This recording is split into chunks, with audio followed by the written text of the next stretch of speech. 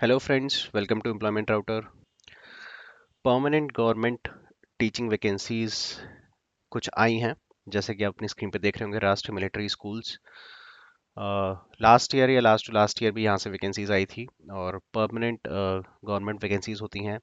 अगर हम डिफेंस की बात करें तो डिफेंस जो है मल्टीपल टाइप्स के स्कूल चलाती हैं। Defence means army, navy, air force and coast guard. तो जिसमें आर्मी पब्लिक स्कूल आपने काफ़ी देखा होगा, उसका अपना सीबीटी भी होता है साल में एक बार। तो वो प्राइवेट स्कूल्स होते हैं बेसिकली, वो गवर्नमेंट नहीं होते हैं, वो हर कैंट एरिया में होते हैं।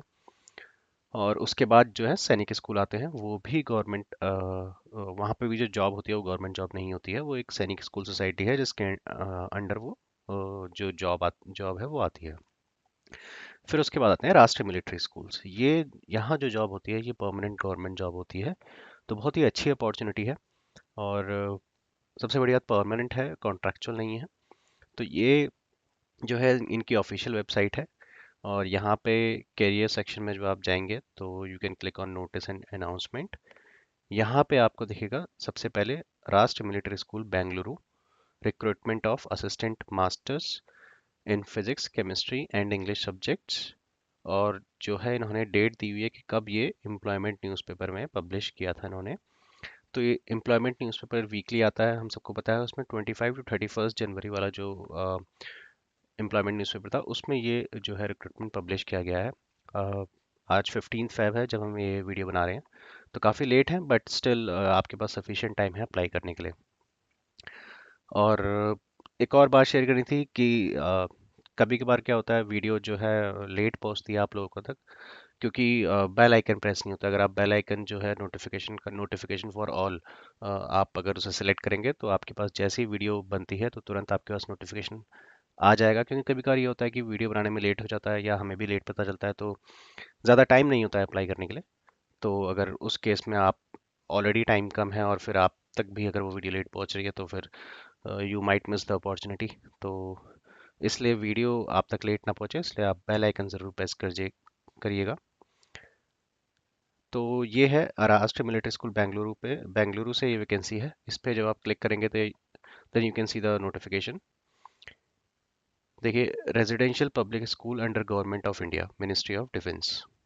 सेम यही जब सैनिक स्कूल का जो एडवर्टीजमेंट आता है उसमें ये नहीं लिखा होता कि rigid under government of India. उसमें लिखा होता है अंडर सैनिक स्कूल सोसाइटी करके, ऐसा कुछ लिखा होता है, managed by ministry of defence या funded by ministry of defence, ऐसा कुछ होता है। तो बट यहाँ साफ साफ लिखा हुआ है कि under government of India, ministry of defence. और ये रेजिडेंशियल स्कूल होते हैं, बोर्डिंग स्कूल्स होते हैं। तो यहाँ पे एकोमोडेशन आपको वहीं मिलेगा। मतलब काफ़ी अच्छी फैसिलिटीज़ होती है, आपको रहने की कोई टेंशन नहीं है, कुछ नहीं है, सब आपको विद इन द कैंपस जो है वो फैसिलिटीज़ मिलेंगी। तो यहाँ पे ये जो डेट है वो काफ़ी इंपॉर्टेंट हो जाती है। जिस वीक में ये एम्प्लॉयमेंट न्यूज़पेपर में पब्लिश हुआ है, 25 टू 31, क्योंकि इसकी लास्ट डेट जो है यहीं से कैलकुलेट करेंगे। वो अभी हम आगे देखेंगे। तो यहाँ पे देखिए, ये है नोटिफिकेशन। अब इसमें अप्लाई कैसे करना है? इसमें आपको अप्लाई ऑफलाइन ही करना है, ऑनलाइन अप्लाई नहीं है। और जो आपको भेजना है अपना जो एप्लीकेशन फॉर्म है वो इस एड्रेस पे भेजना है, जो बोल्ड में है यहाँ पे। द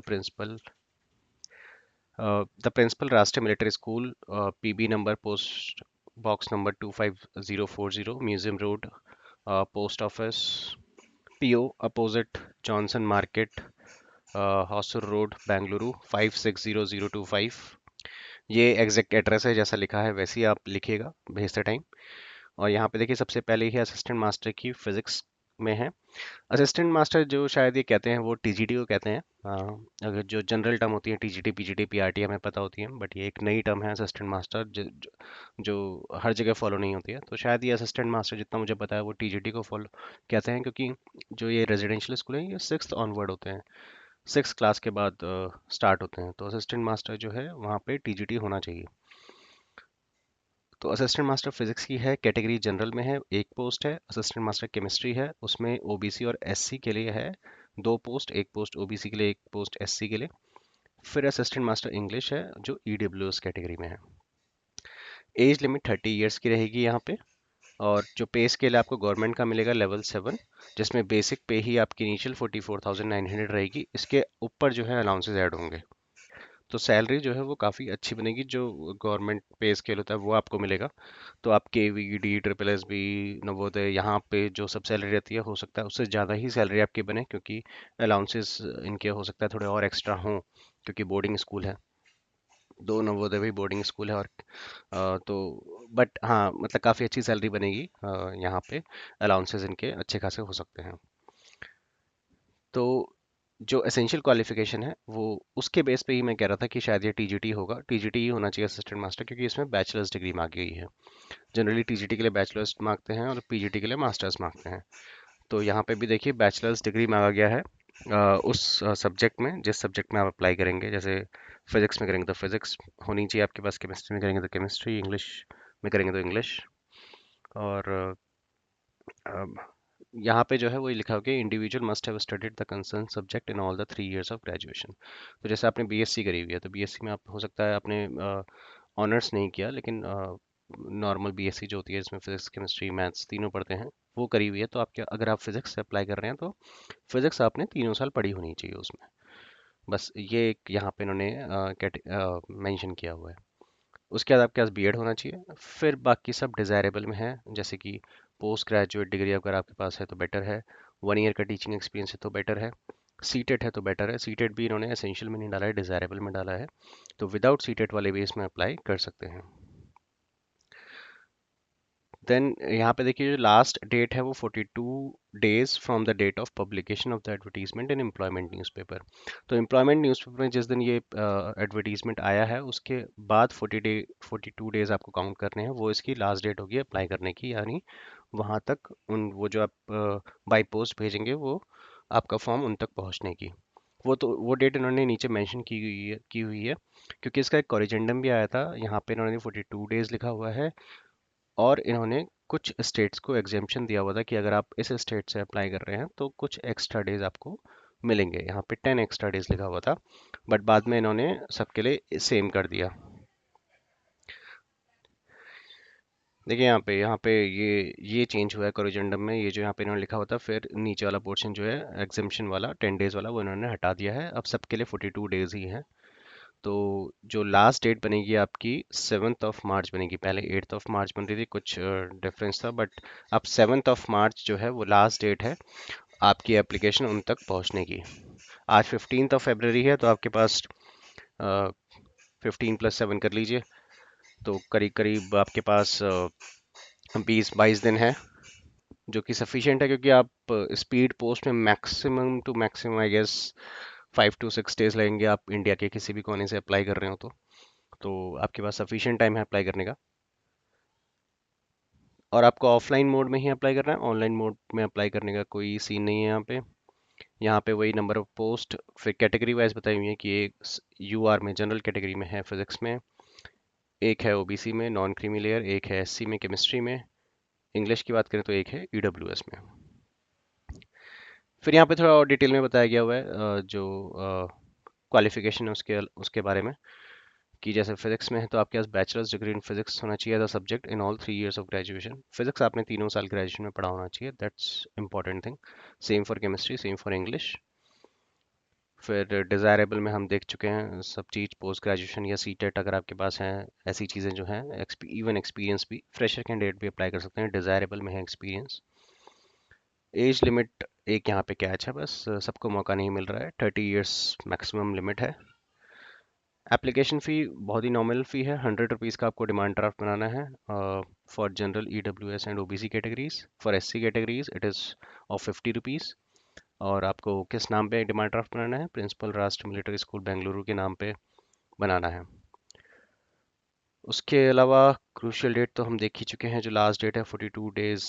7th of March, आप सीधे सीधे 42 days भूल जाइए, अब 7th of March is the last date. Then अगर आप कैटेगरी वाइज हैं तो आपको वो जो सर्टिफिकेट होता है कैटेगरी का वो लगाना है, तो उसके कुछ यहाँ पे कंडीशंस हैं, वो आप देख लीजिएगा। देन सीधे आप ये सब स्किप कर सकते हैं। इसके बाद सिलेक्शन प्रोसीजर क्या रहेगा? 2 days का इनका सिलेक्शन प्रोसीजर रहेगा। डे 1 में क्या होगा, डे 2 में क्या होगा, उन्होंने अभी से मेंशन कर दिया है। तो डे 1 में आपके जो डॉक्यूमेंट्स की स्क्रूटनी होगी, डॉक्यूमेंट्स वेरीफाई होंगे। ये सब डॉक्यूमेंट्स की लिस्ट है, ये सब आपके वेरीफाई होंगे। और फिर आपका एक काइंड ऑफ रिटन टेस्ट होगा, जिसमें रिटन टेस्ट में आपको एक सेल्फ अप्रेजल, मतलब अपने बारे में आपको 100 to 150 वर्ड्स लिखना है, जिसमें आपको अपनी strength, weakness, achievements, reasons for opting teaching as profession and reason for joining राष्ट्र मिलिट्री स्कूल, ये लिखना है। ये आप पहले से प्रिपेयर करके जा सकते हैं। तो ये आपको उस दिन लिखना है। फिर मेन है आपका डे 2 में आपका इंटरव्यू है, और फिर टीचिंग प्रैक्टिस यानी डेमो जिसे बोलते हैं वो है। और टीचिंग प्रैक्टिस क्या है, उन्हीं का होगा जिनका candidate scoring 50% and above in both self appraisal and interview. तो आप ये कह सकते हैं कि सेल्फ अप्रेजल जो है आपका रिजेक्शन राउंड नहीं है, इंटरव्यू के बाद जो है पहले रिजेक्शन होने शुरू होंगे। जो सेल्फ अप्रेजल और इंटरव्यू में 50% से कम स्कोर करेंगे, उनको उनका टीचिंग प्रैक्टिस यानी डेमो नहीं होगा। जो 50% से ज़्यादा करेंगे उनका टीचिंग प्रैक्टिस या डेमो जो है वो लिया जाएगा। उसके बाद यहाँ पे ऐसे कोई इंपॉर्टेंट पॉइंट्स नहीं है। वही नॉर्मल पॉइंट्स मेंशन है कि पोस्टल डिले के लिए वो जिम्मेदार नहीं है, आप ही लोग जिम्मेदार हैं। और जब आप अप्लाई करेंगे तो उसका ध्यान रखिएगा, सब सब चीज़ें अच्छे से मेंशन हो। और जो आपका एनवेलप है उसके ऊपर आप ये लिखेंगे, application for the post of assistant master, then जिस सब्जेक्ट के लिए आप अप्लाई कर रहे हैं उस सब्जेक्ट का नाम, तो एक ऐसे लिखना है। और यही कहा गया है कि रजिस्टर्ड पोस्ट या स्पीड पोस्ट द्वारा भेजें आप, वही एक्सेप्ट किया जाएगा। अ, ये वेबसाइट दी हुई है जहाँ जा जो हम ऑलरेडी देख चुके हैं, ये मैं डिस्क्रिप्शन बॉक्स में मेंशन कर दूंगा फिर भी। उसके बाद एंड में आपका एप्लीकेशन फॉर्म है, तो यही आपको डाउनलोड करना है, इसी का प्रिंट आउट लेके आपको खुद भरना है इसको बाय हैंड। और जहाँ फोटोग्राफ है वहाँ सेल्फ एक्सप्लेनेटरी फॉर्म है, जहाँ फोटोग्राफ है वहाँ फोटोग्राफ लगानी है, कहीं पे साइन करने होंगे, थंब इम्प्रेशन होगा, वो सब आपको कुछ भी छोड़ना नहीं है, अदरवाइज फॉर्म रिजेक्ट हो जाएगा। तो इस बात का आप ध्यान रखिए। यहाँ पे आपको वो डीडी नंबर, जो आप डिमांड ड्राफ्ट बनाएंगे वो डीडी नंबर सही से डालना है। यहाँ पे आपको थंब इम्प्रेशन लगाने हैं अपने, मेल कैंडिडेट्स को लेफ्ट थंब, फीमेल को राइट थंब। और यहाँ पे आपके पास कुछ वो हैं कैटेगरी वाइज जो है, ये पर्टिकुलर सर्टिफिकेट है कि इसी फॉर्मेट में होने चाहिए, ये जैसे कि ईडब्ल्यूएस के लिए यहाँ पे दिया हुआ है। तो यही है, यही इस पूरे नोटिफिकेशन में मेंशन है। आई थिंक हमने सभी कुछ डिस्कस कर लिया है। लास्ट डेट, कैसे अप्लाई करना है, number of post, number of subjects. Permanent government job है और कॉन्ट्रैक्चुअल नहीं है, और बहुत ही अच्छी अपॉर्चुनिटी है, क्योंकि डायरेक्ट आपको इंटरव्यू देने का मौका मिल रहा है। ऐसा नहीं कि पहले रिटर्न है, उसके बाद रिटर्न का रिजल्ट आएगा कभी, फिर जाके कुछ इंटरव्यू होंगे। तो बहुत ही सिंपल प्रोसेस है, और प्रोसेस इन्होंने पूरा खुद ही मेंशन कर दिया है, 2 दिन का प्रोसेस है। और रेजिडेंशियल स्कूल है, विच मीन्स आपको एकोमोडेशन वगैरह सब अंदर ही मिलेगा। That is the best thing. तो अगर फिर भी आपका कोई और क्वेश्चन है इससे रिगार्डिंग, तो आप कमेंट करके मुझसे पूछ सकते हैं। तो thank you for watching this video. Please like, share and subscribe the channel.